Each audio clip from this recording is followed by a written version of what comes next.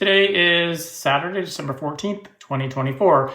In this episode, I'm going to talk about the egg donor's medical clearance process because I just went through this and it's 100% done at this point. Yay! The process? Well, the egg donor traveled to my clinic in Dallas for roughly a 1 to 2 hour medical exam. Then it took about 2 weeks for all of the test results to come back. They send out for the genetic testing results, which takes maybe a few weeks more. She passed the medical exam and her antral follicle count was normal for her age. It should be about 12 to 30. Her right ovary AFC was 12 and her left one was 22. This refers to the number of small fluid-filled sacs that are present in the woman's ovaries at a specific point in her menstrual cycle, typically on the third day.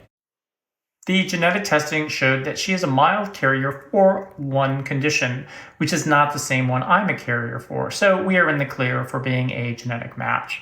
The genetic testing company offered me a free genetic counseling, but I don't see the point since we're not carriers of the same condition. I haven't ruled it out just yet, but it's not stopping the process. I may do it just to have the conversation. I told my egg donor bank to proceed with the final 2 steps. 1, the background check, and 2, the psychological assessment.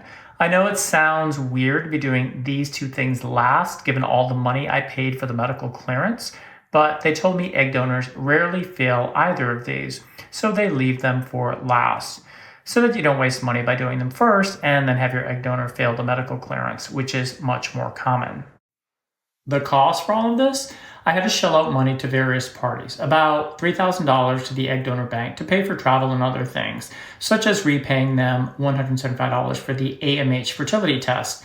Travel was only about $1,300. She lives in Pennsylvania and had to travel to Texas.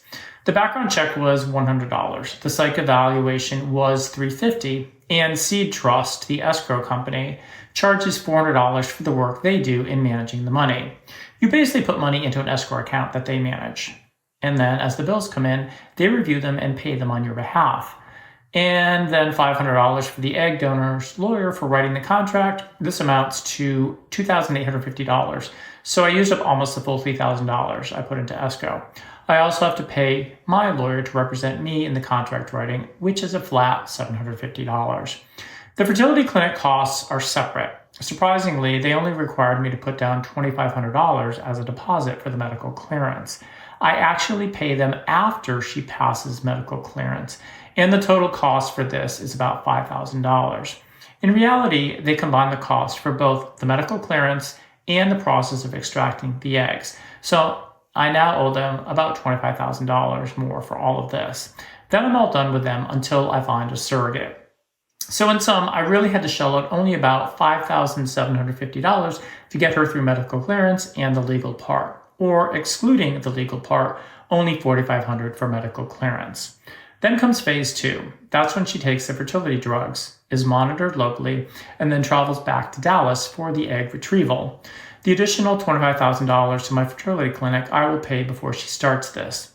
I also have to pay the pharmacy $5,000 to $6,000 for the drugs, and the egg donor bank requires another $10,300 for travel and such. This time it costs more because she gets to bring a friend and has to stay in town 4 to 5 days. So phase 2 for the egg donor will cost me roughly $40,000.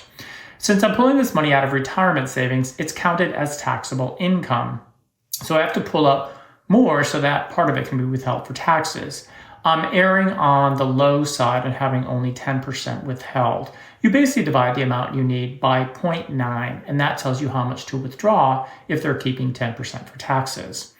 I've run all the numbers for 2024, 2025, and 2026, and I've tried to split the costs across 3 years so that my taxable income doesn't push me into the next higher tax bracket, because that means paying 24% on portions of my income instead of 22%. Yes, it gets very complicated, but I think it's going to work out. I've taken out about $40,000 in 2024, plan to take out $50,000 in 2025, and the remaining in 2026. It all depends on how long it takes to find a surrogate, as that dictates when I start paying for that part of the process. To make the withdrawal numbers balance out, I am prematurely taking out money at the end of 2024 that I will not actually pay to anyone until early next year. Additional things I learned. Your egg donor bank works very closely with the fertility clinic. Think of them as the quarterback for the process because they are driving it. Your fertility clinic typically does only the medical part. The egg donor bank has to do everything else, such as the background check and psychological assessment, although some fertility clinics handle the psychological part. The specifics will vary based on your egg donor bank and fertility clinic. I kept my fingers crossed as I waited for the results of the background check and psychological assessment. As you may recall, she is the 7th egg donor I've gone through, although all of the others fell apart before I paid for anything. She looks like Carrie Underwood. I'm naming the girl Haley and the boy Nolan.